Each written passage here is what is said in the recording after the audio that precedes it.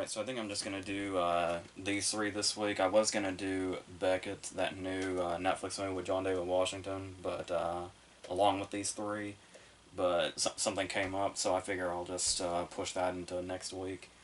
And these three will do, especially since I'm a little worried to talk about them publicly, since from what I've seen and heard and what I can guess, there's a really good chance I'm in a minority for both of the first two movies here. So let's see how that goes. So you've been warned though. Let's start with Don't Breathe 2, which is a movie that I think a lot of people kind of weren't expecting, even though the first one was left open. And I always I really, really like the first movie a lot, but that always I never really cared for the ending. They kind of left it open like that, because it's like, what are you gonna do? And then you learn that Jane Levy isn't coming back, who was the sole survivor other than him in the first movie. And it's like, well, or what are you even gonna do with this then? And then Sam Raimi, the person overseeing these movies, both of these movies, had said something that was probably going to never do this movie any favors, which was an interview where he was quoted as saying, I think the direct quote is, "It's only the greatest idea for a sequel I've ever heard. I'm not kidding." Which makes you think, because the first one had that whole thing where it was like, it set itself up with a really great concept of people breaking in, and it makes it seem like Stephen Lang is going to be the victim because his house is being burglarized and he's blind. But it turns out that just everybody's a piece of shit, and he is a rapist and murderer in his own right, and extremely dangerous. So then it had a whole other layer that nobody saw coming, to say the least. And so it was like, maybe this will be the same thing, where it's like it sets itself up as one thing, and then it's going to have something lurking underneath. And it sets itself up with him being the hero of the movie, basically. Like, it's got a very similar setup and concept. It's even got, like, the same opening shot, just in a different location. But a lot of people were hesitant about seeing the first advertisements for this, to my understanding, because it appeared that now he and this girl that he's with, this little girl that he's with, that he seems to have taken in as a daughter, are being terrorized by a new group of people, and he has to fend them off and protect her, seemingly ignoring the kind of second half of the first movie, portraying him in a sort of heroic light. And I can get that, and I think the movie does kind of dance around it a little. They try to confront it, like they do bring it up, like specifically, like in big moments, but it still kind of feels like they don't go into it enough throughout it. So that's probably going to put a lot of people off this immediately, because I have seen this movie is not getting near as much acclaim as the first movie, and some people are flat out hating it, from what I've heard. And if it's based on that alone, I could totally see that. And that'd be a really hard thing. That's a huge obstacle to get over. But before we really kind of go into that, going back to Raimi's comment about this being maybe the greatest idea for a sequel he's ever heard, and this is the guy that did Evil. This is the creator, the writer and director of Evil Dead 2 saying this, and seeing where this goes without saying anything, I am wondering if because the thing was I think he made that comment when he was promoting Crawl, which would have been well over 2 years ago. And this was shot, I believe, like last year. So like right when we were in the shit of everything. So I am wondering if maybe there was initially more to this that had to be sacrificed for how it had to be made. I really don't know. I'm just throwing out possibilities. Because it doesn't really have, like when you hear that, you almost think like it's going to be a setup, and then like the third act is going to be like a brand new concept that like really blows your mind. And it's not that. So if people are going and expecting that, that's probably another reason they might be coming out unsatisfied. Um, but even despite that, I don't know if I was just prepared or what. Um, but I was kind of really into this anyway. Like, when you're watching a movie and you kind of get that feeling where you're like, you can feel yourself sort of giving yourself over to the movie. It was pretty early in that I felt that, and that didn't really let up.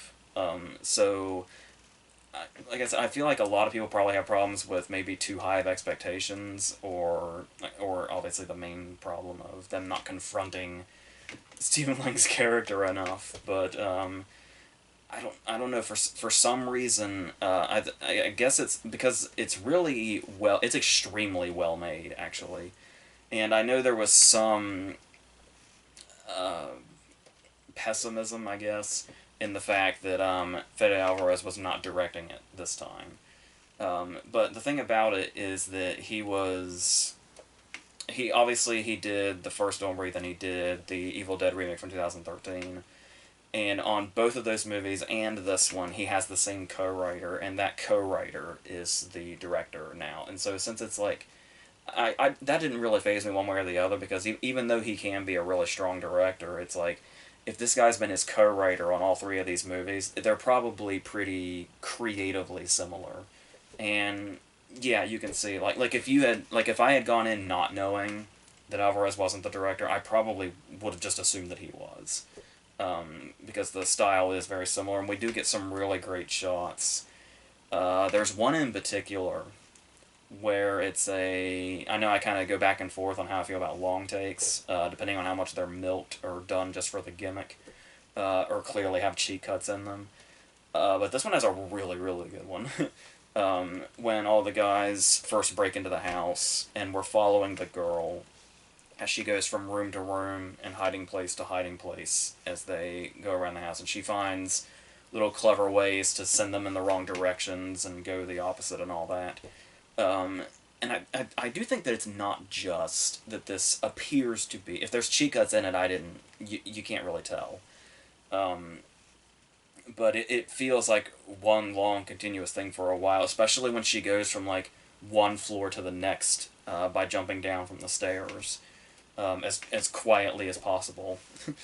Um, but it's the fact that this is done with no score whatsoever and goes on for quite some time. And it's just all the tiny little noises as everybody's kind of creeping around. And stuff like that. Stuff like that's why we're here. That's the kind of stuff that really, really, really raises tension. So that by the time there is a big loud noise or two at the end of this scene, it feels extremely earned, because this went on for quite some time and really kept the tension building.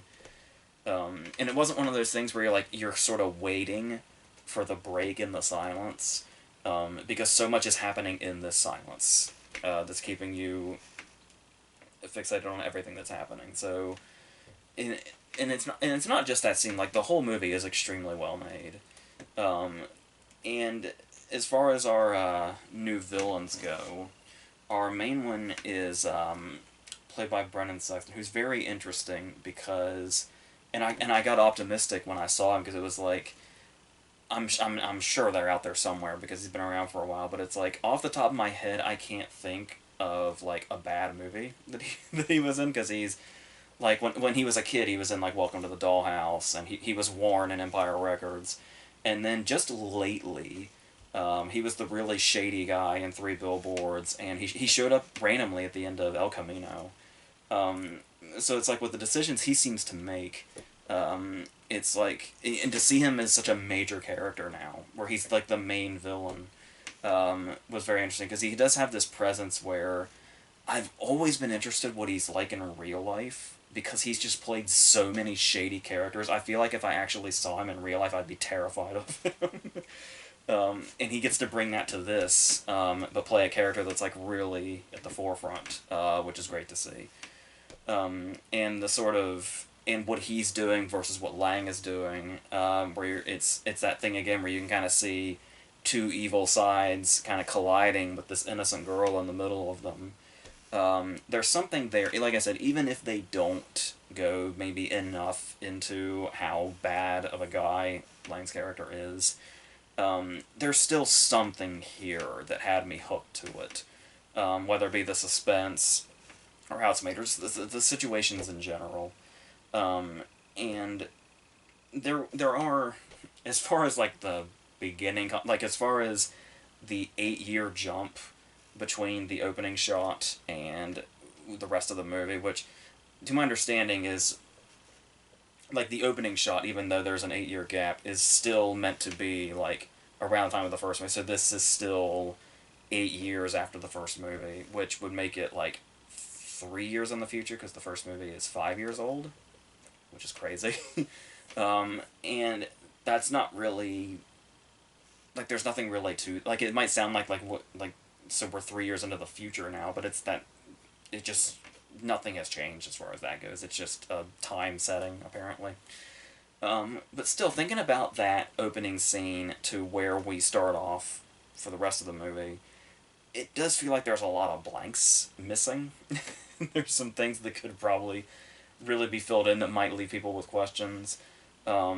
But if you're just going to kind of go with it like I did, then you might be just fine. Because it's very... It might not feel different enough from the first movie to warrant its existence to some people. Especially when we get into the third act, where there is going to be... Like I said, it may not be a shift as big as Raimi seemed to allude to. But there is a third act shift in a similar fashion that there was in the first one. Where there's like where there is that sort of whatever the hell else is going on has been underlying this whole time. And while it's not exactly like inspired or anything, like it's not something that's gonna like completely blow your mind the direction it goes. And it might be kind of worrisome because it might almost seem like one of those because there's that case where there's so many movies that are so simply plotted, and you love them for that, and then at the last minute they want to like overcomplicate themselves. It seems like it might be like that, but not. It's. I wouldn't call it overly complicated or anything, but it's a direction that'll probably be underwhelming. But at the same time, once it gets into the third act and like the shit starts to go down, it's pretty wide. Like I could see the third act being where people like start to tune out and it like starts to lose people if they hadn't been lost already. Um, I don't know. I thought the third act was pretty fucking wild and pretty insane. Not for what was happening, but what all the events that happen in it. That like stem from when all the characters collide again. So yeah, and there's a lot of it's extremely brutal. There's some really sick ass gore in it. And there's even some cases where I'm assuming it's intentional because Raimi is overseeing this. It felt like it had like a sort of dark Raimi sense of humor in certain cases. And so I was perfectly okay. Like to people hating on it, it might seem like maybe a cop out, like it was maybe trying too hard to be, going really wild and crazy. But it kind of just worked for me. So it was another one of those cases where I really didn't sleep much at all the night before, and I had seen Free Guy first. So I should have been really worn out and basically done by the time this movie's climax hit, and it like woke me up in a really big way, and it was like, this is fucking nuts, and I kind of love this. So yeah, so I'm probably much more forgiving to this movie than a lot of other people will be, but like I said, if you can reach that feeling where a movie hooks you enough, then you're willing to take that ride, and this is one of those movies where like it's constant, like it's got a real steady pace, and it's only 90 something minutes, and it is constant throughout, and keeps itself up and keeps that energy alive and the tension and all of that, the brutality of it, and I want to say this one's I I feel like this one's a lot more brutal than the first one was. My memory of the first one may be just slightly vague because it's been a few years, but yeah, this one is yeah, it hits hard. And so if that's the kind of thing you're here for, also that by all means should be. um, should appease you. So there is that. Um, and yeah, so that and as far as like I know you got to keep coming back to the whole thing of do they as far as how they handle Lang's character. There is a moment towards the beginning that kind of felt like oh so they are gonna dance around this, which is there's another person here that like takes the girl out so she can get out of the house occasionally.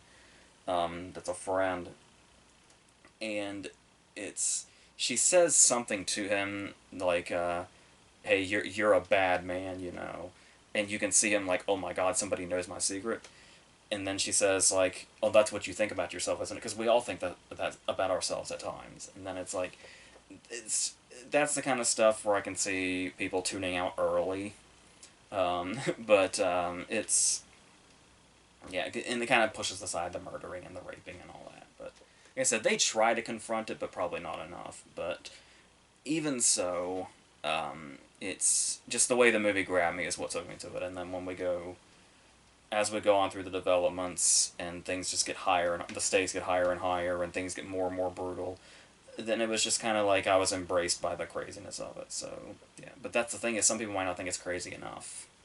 So that could be the case too. But I yeah, I'd love for this to come out soon and kind of do the two of them back to back. I feel like it would be fun. So it actually might make me not like it less if I'm fully reminded of everything. That not that you can forget the shit that happens in the last third of the first movie, but yeah, it still might be fun to see them together anyway. So that's how I feel about that one, which, like I said, seems to be in the minority. And speaking of, let's go into Free Guy. Or let's not go into Free Guy, depending on who you are. Because I should probably say right up front, the very first thing I should say is I think Free Guy is fine. Like, I think Free Guy is entertaining, and it holds itself up long enough to get to the end. But I should probably also say, if you're not aware already, if you've been watching any of these, you probably already know this, but I personally go into Free Guy as somebody who is not a gamer and who is not a Ryan Reynolds fan. So, yeah, so there's a really good chance if you're really into Free Guy and you're one of those people that, like, watches stuff like this in hopes of hearing your same opinion maybe amplified, this isn't gonna be it. So, for both our sakes, you might want to find somewhere else. But, so to go into Free Guy, yeah, I did kind of go into it cynical, which is not great on my part because the movie tries to be so uncynical. So there's already kind of a contrasting here. And like I said, I typically try not to go into movies cynical, but Ryan Reynolds is just like the king of pandering, and it just felt like this was yet another movie, another Ryan Reynolds movie specifically that was made strictly to pander to the internet, and that's exactly what it does for 2 hours. But I mean, if that's your thing, you're probably gonna be completely in love with this. And when I say I went into it cynical, I mean, when we get that very first shot of Ryan Reynolds sitting up in bed and making that happy face and getting out like he's fucking Pee-wee or something, my immediate thought was it was Ryan Reynolds saying, yeah, eat it up, fan base, I'm here. And, and I was just really, I don't know. But as it went on, you kind of got the vibe that it is a very, even as somebody that's not a gamer, I'm familiar enough with certain things to acknowledge that it's a very funny concept. The idea of the NPC character kind of going around and interacting with all the other NPC characters while the game is happening. And it's this insanely violent, like, Grand Theft Auto, but with a whole bunch of other shit going in. It's like the merging of, like, 4 or 5 different games all in one. And he's just going about his day. And it has a very Lego movie feel. Like, he's very much like Emmett in the opening scenes of the Lego movie, just going around this world, being, like, super happy and getting his coffee and going through his routine and all that. Being very Ryan Reynolds-y while he does it. Um, and it's a very funny concept, but it is one of those cases also where even if I wasn't, there is very dumbed down dialogue. Like there's Joe Keery is one of our main characters, who is one of the designers of a game that was stolen by Taika Waititi and turned into this game that Ryan Reynolds is in. And you have lines where like he's talking to his buddy, and they're there. They work at this place. Like this is what they do. This is their lives. And at one point early on, like the first time they say NPC, his buddy next to him has to say, "Yeah, non-playable character. What's up?" And it's like, oh, that's for all the people that, just as if he would ever say that to this guy. So yeah, there is the stuff in there that gets people that probably aren't familiar with whatever's going on here into it. But yeah, for the most part, I feel like you're also kind of on your own because I feel like there was a lot of stuff that was going past me, and there's a lot, like especially like the scenes of people on YouTube like commenting on the games, like Twitch streamers and all that. All those people were lost on me, so I'm sure they're probably a big deal in the gaming community and all that, but I have no idea who these people are. And so, based on that, I also imagine there's probably a lot of references that maybe went by me as well. Um, which, once again, even if I was aware of them, I'm not sure I wouldn't also be chalking that up to just sort of a pandering kind of thing. Because, like I said, it feels like this movie was made for a specific audience, which can be great if you're part of that audience.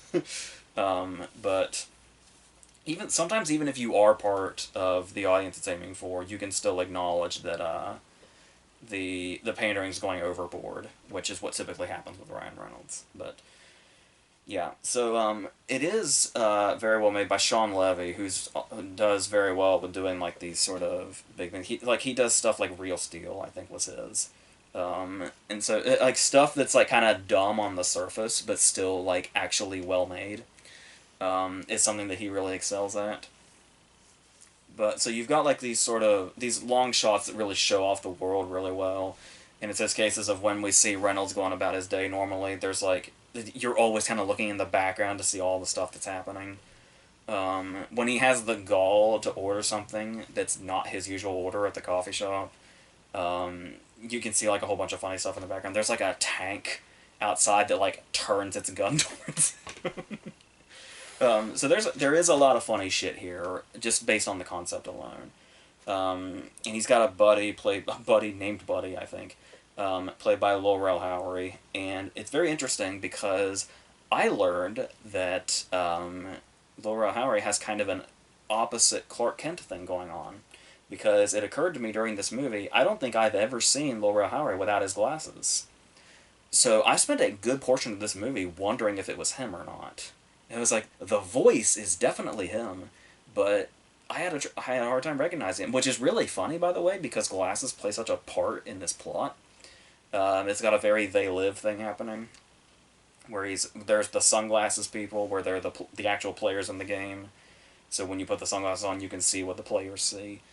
And Reynolds' character Guy gets a hold of these, and that's how this whole thing starts off. But we'll get more into what all comes of that. But there was a whole thing here that I felt like the movie kind of seemed to abandon, or like it was gonna set up, where he's trying to get his friend to put the glasses on and live this life with him and see what's there. And they really, really build it up like there's maybe a particular reason that he won't, that he refuses to put the glasses on and be from the gamer's perspective. But that just kind of is never touched on again. I don't know if it's a whole... Well, there's a lot of doors this movie opens up, so there could be a number of things here. I guess we can go into that. Another thing that I can absolutely give this movie credit for is I've talked a lot about movies that are really high concept and how ultimately lazy they can end up becoming, because it seems like a lot of writers get a really big concept in mind and it's something you can do a lot of things with, but then they'll set that up, give you all the exposition, spend like an entire half of the movie just setting up this great concept, and then the second half will just be this really lame story that really doesn't even need the concept. That's what happens a lot with big concepts, but this movie is trying to open all the doors. It's trying to go in all the directions that it can. Um, Maybe eventually to a fault. Like there, eventually it's probably got a little too much going on, but you definitely have to admire how it tried to really delve into the concept and go into all these different territories that are totally unexpected given the setup and the fact of it being just a goofy Ryan Reynolds movie. Like it gets to the point where it's kind of trying to be the Truman Show, which is crazy and very unexpected. Like it gets really existential about itself after a while, and not just existential, but also just the whole thing of like having a purpose in general, and kind of coming out and being your own person. Like I said, very Lego movie there as well, but and it is it does feel very contradictory that it has this whole big message about be your own person, be an individual, but there's a lot of different movies in here. Like the movie's definitely doing interesting things, but there's a lot of Truman Show in it. There's a lot of Ready Player One in it. There's a lot of Ralph Breaks the Internet in it. It's a whole bunch of different movies kind of all combined into one here. So not exactly following its own individual message, but like I said, just the fact that it tried to go in those directions as much as it could, and in some cases might actually hit some of those beats, like the existential beats in a way, and actually add more to the concept, add a little more thought to the concept that than you would expect in a movie that's this busy and loud and all that. So it's got something going on that you can certainly admire. There's a whole, like I talked at the beginning about how it's Ryan Reynolds and he's the king of pandering and all that, but there is a lot of things in this movie that could appeal to different people in different ways, which is very interesting. So, like I said, on top of the fact that it's just kind of a nonstop action movie too, while being a comedy, at times a romantic comedy, because of the Jodie Comer character, who's very good in this. I haven't really gotten much of a grasp on her. I think mainly because I haven't watched like Killing Eve yet or anything. But after this and The Last Duel, I'm sure everybody will be familiar with her by the end of the year. But here she gets to do a number of different things because she also plays her character within the game. Like when Joe Keery and his buddy go in as well, they do the same. But when she's inside the game, she gets to be the action hero. But then her scenes with Guy also have like this romantic comedy feel to them.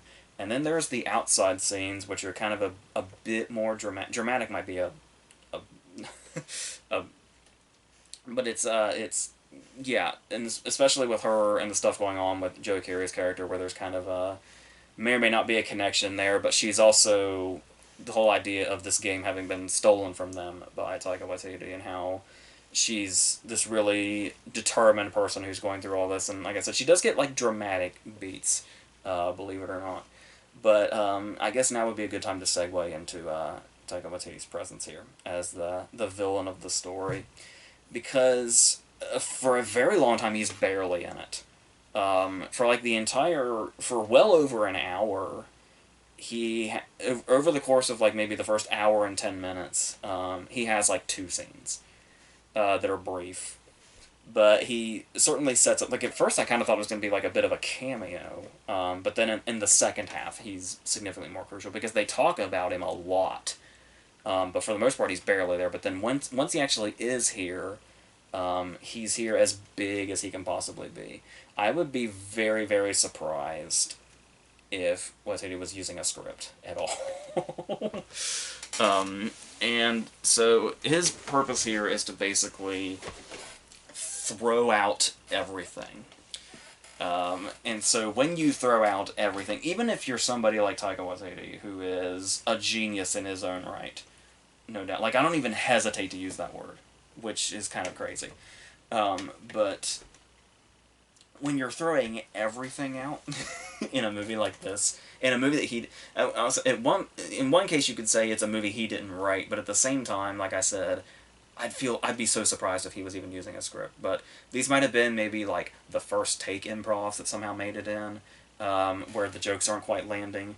Um, but it's a constant, like, it's not like his jokes never land. It's a constant back and forth. There's something that doesn't land, then something that does big, and then something that falls flat. And that's just what it. And I guess you could maybe chalk that up to the character, because I think the character is supposed to be kind of the out of touch corporate guy, and how he took like what was going to be the great concept of their game and just turned it into another thing that's just in the machine, just being churned out.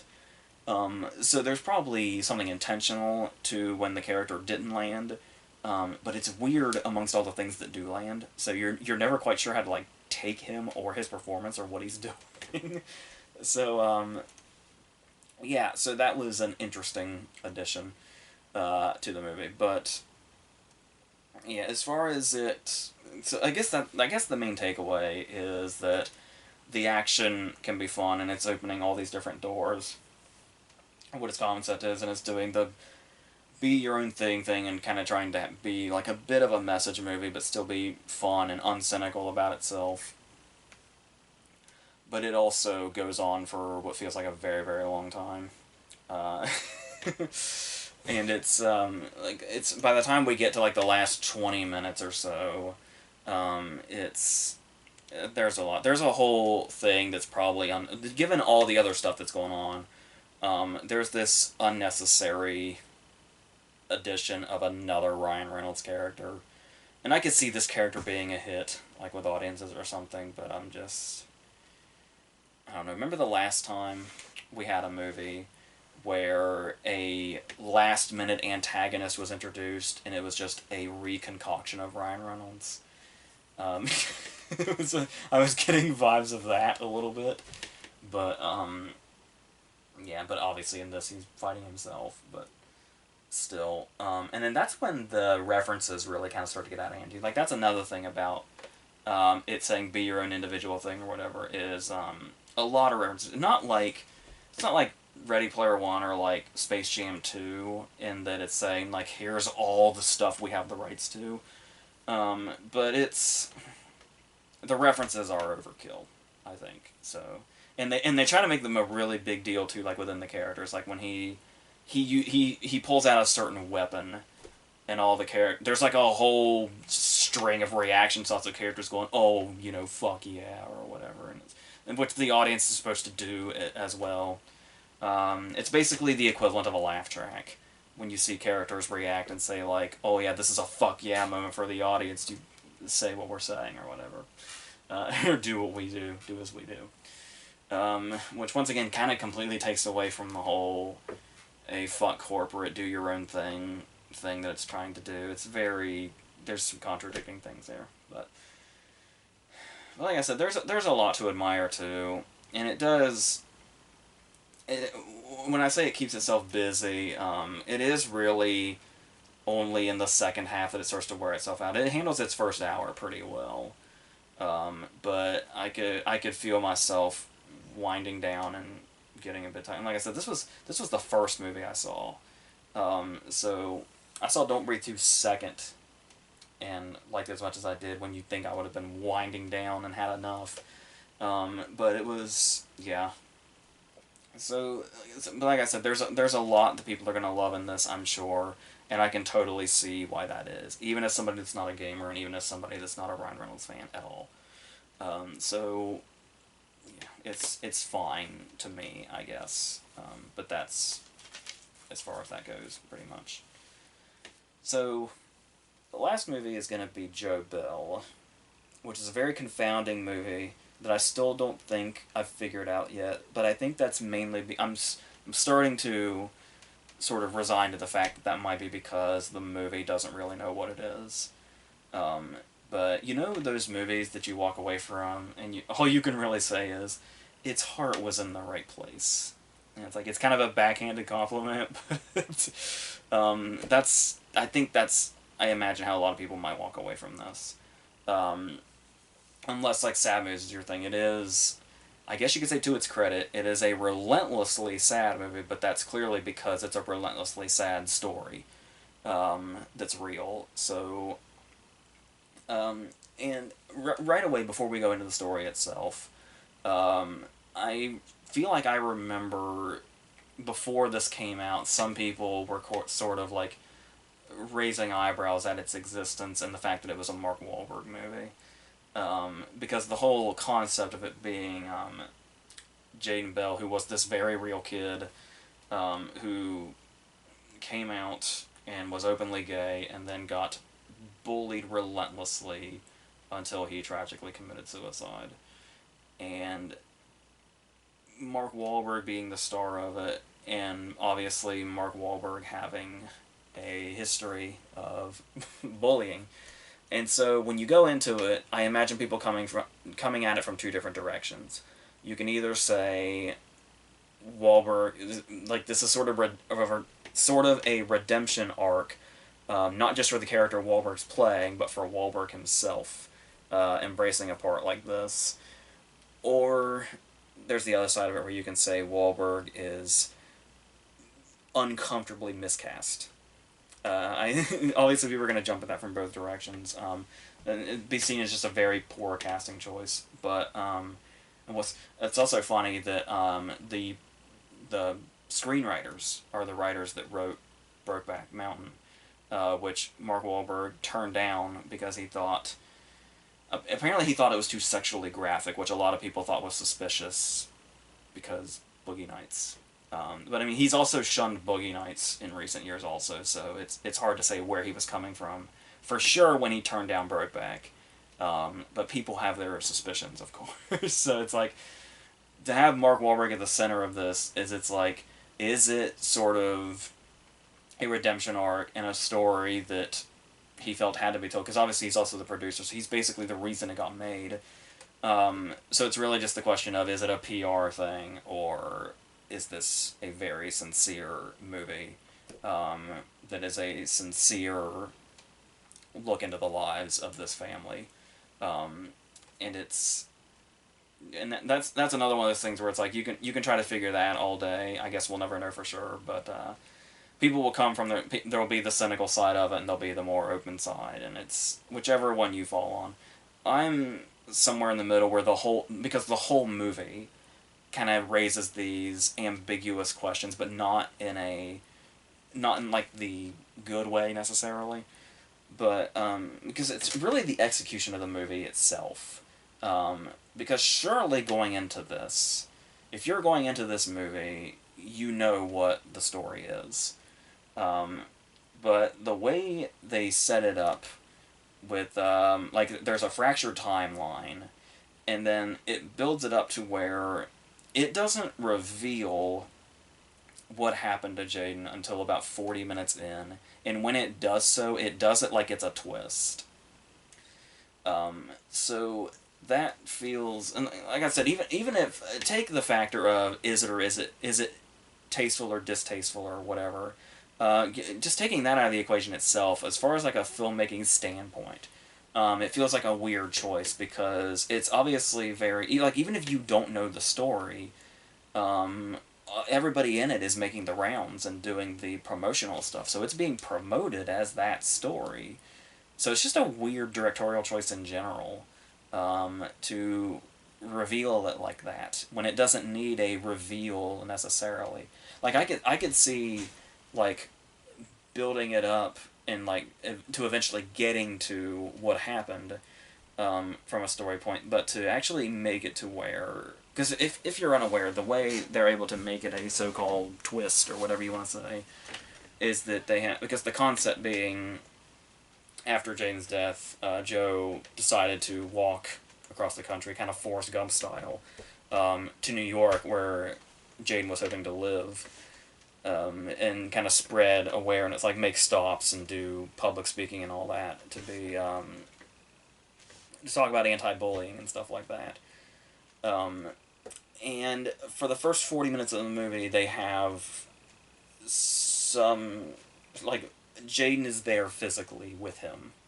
And the movie doesn't allude pretty much in any way. There's like it's like the Sixth Sense stuff or A Beautiful Mind stuff, where you can see where, like, Jaden's not being acknowledged. It's like only him, like by waitresses or whatever.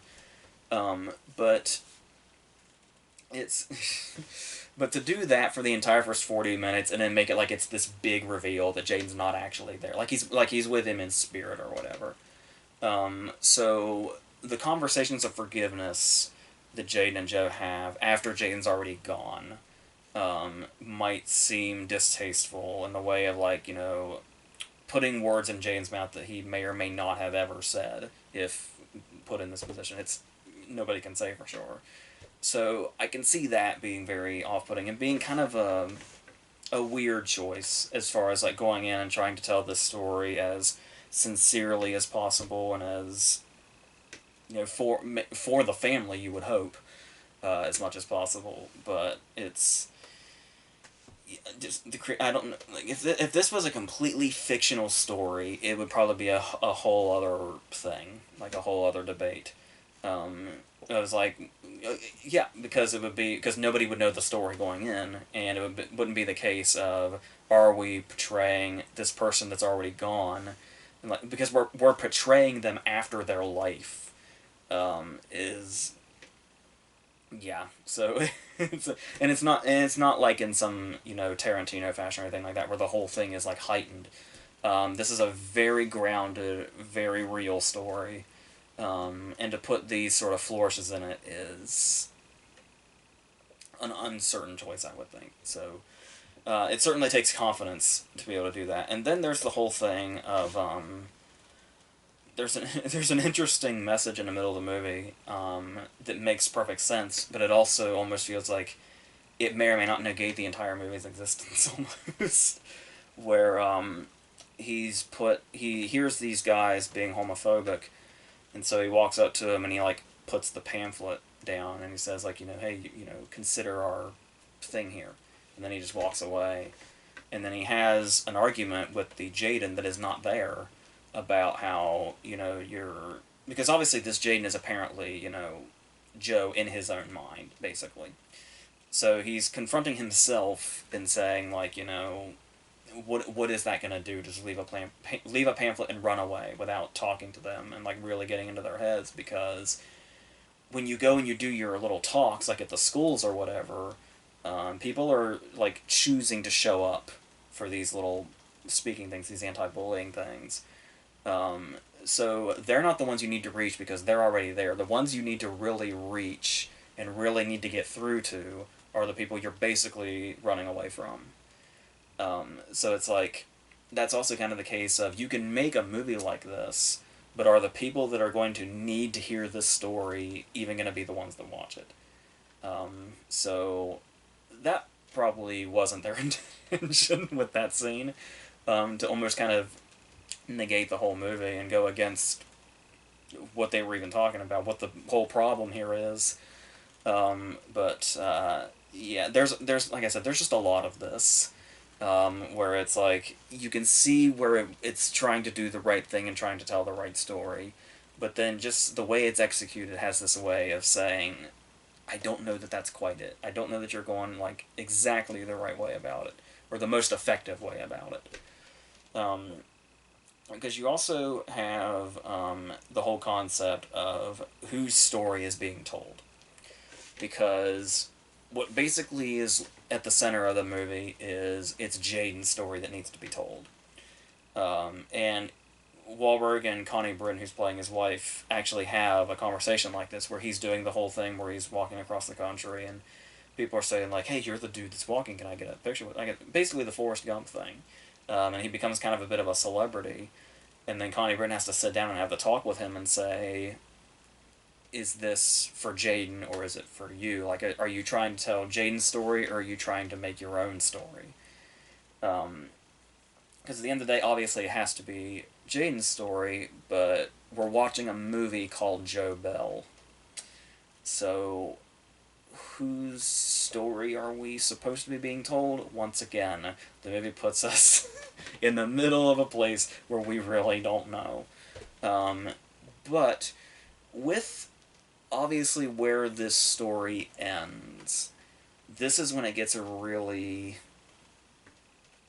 sort of confused and uncertain, because it's like, yeah, it's being told because it's Jaden's story, but that's not to say that Joe Bell doesn't also isn't also in a position where he has a story that should be told also. And it's I don't know. I don't know. I don't know how we're supposed to take all this. I think a lot of that comes down to the fact that the movie's just poorly titled. Because it's a story about the family, really. Um, with Jaden kind of having to be at the forefront because it's all sort of like the whole thing stems from being in his honor. That's why Joe was doing the whole thing to begin with. But yeah, but amidst all this confusion and amidst directorial choices and story choices where you're like, I'm not sure if that was the way to tell this. Um, it's very much like what Wahlberg brings, what Reed Miller, who plays Jaden, brings especially, and you can throw Connie Britton in as well. What their performances bring takes the movie a long way. So it does have that. Like you could say, I know a lot of people go after Wahlberg for being like kind of bland, but I thought he owned this pretty well. Like there's a lot of emotion, and he does have the big scenes where he has outbursts and stuff like that. But he has quieter moments also. Like there's a moment in Patriots Day where he finally comes home after everything that's happened, and he breaks down on the couch with Michelle Monaghan, and it's an incredible scene, and he's incredible in it. And I feel like a similar moment in this performance wise, where he's on the phone with Connie Britton, and he's kind of like breaking down, but it's not overblown. It's not like a Lifetime movie or anything. Um, but it's like you can feel the pain, you can hear the pain, and really you can see the pain. And it's there. So I think, like I said, there'll be a lot of complaints that Wahlberg isn't right for the part, but as far as just from a performance standpoint alone, I think he's really, really good. Um, but Wahlberg has worked for me as an actor, I think, more than he has for other people in the past. So there's that too, I guess. Um, and then Reed Miller has a lot on his shoulders, not just with kind of the pressure that comes with playing Jaden, but also these scenes where he's like where like the pain is really, really reaching a peak. And like I said, you kind of got to avoid going to that Lifetime movie uh, area. So when he's portraying the pain, it feels real. Like when I say the movie is relentlessly sad, a lot of that is the Jaden scenes, especially after the bullying really, really sets in. And it can be really, really hard to watch, which it should be. So he especially takes the movie a really long way, and then of course Connie Britton has one like the scenes where she and Joe are kind of confronting things, and is making Joe confront like the way he was and how he's handling it, and trying to decide whose story he's telling. She has the big scene, obviously, but all of those work as well. Even the kid playing the younger son is very good here as well. His job is basically kind of just to react off of what's happening. But that's not exactly an easy job, especially with just how high the drama is in it. So major props to him too. And then Gary Sinise comes in towards the end, which it's great to finally see him in another movie again after all the CSI and then all of his charity work. It feels like it's been forever since he's been in something, and as an actor, he has not missed a beat at all. So and he brings a lot of weight to kind of the final third of the movie. He might seem a little bit tacked on, but just given the general journey kind of setup, it makes sense that he would come in late and then be as crucial as he is. So there is that. If there's another thing I think holds the movie back in a big way, I'm not quite sure what's going on. It's got a serious pacing issue. It is an hour and 34 minutes. It feels really, really long. It's like I kind of kept checking the time too, and it's got a snail's pace for being a movie that's only an hour and a half. So I don't know if that has to do with the structure or the way it's put together or what, but that might be another thing where just kind of in general the way it's edited and put together and doing the whole fractured timeline thing is holding it back. It's yeah, but I mean maybe a movie that's telling this devastating of a story shouldn't feel swift, necessarily, but it's just got pacing issues, like, really bad. So there's that. So yeah. So as you can see, I'm kind of just trying to digest this in real time, and I don't know. There's, like I said, it's just so confounding because there's so much that really should work, and it's a story that needs to be told, and just telling that story is like you don't really have to add necessarily anything to it. And like I said, maybe the fractured timeline would work if it wasn't a story we already knew the outcome of.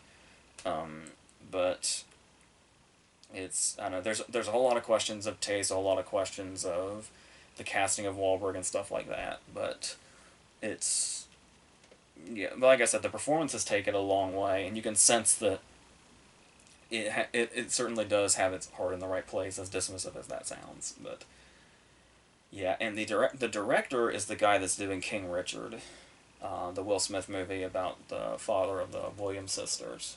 So it'll be interesting to see how that goes and how similar these may or may not feel. So we'll see how he does again with that sort of father territory, that troubled father territory. Um, if telling a story that's not near as tragic as this one, but yeah. So that's pretty much where I am on this. So this was just a whole video of scattered thoughts. So if you're still here, that's pretty amazing. So. I appreciate you wasting time with me. So, next week is going to be that Hugh Jackman movie, and I think that movie with, like, the Martin Campbell movie that's got, like, Maggie Q and Michael Keaton and Samuel Jackson in it, and a few other things. Hopefully Coda comes along soon, because I'd like to see what all the hype is about with that. And, yeah, so I think apart from the Friday videos, I'm just going to be preparing for September and October, which are going to be super packed, and we'll see what all comes down the line with those. So that's probably what I'm going to be focusing on next. So until that stuff, I think that's it.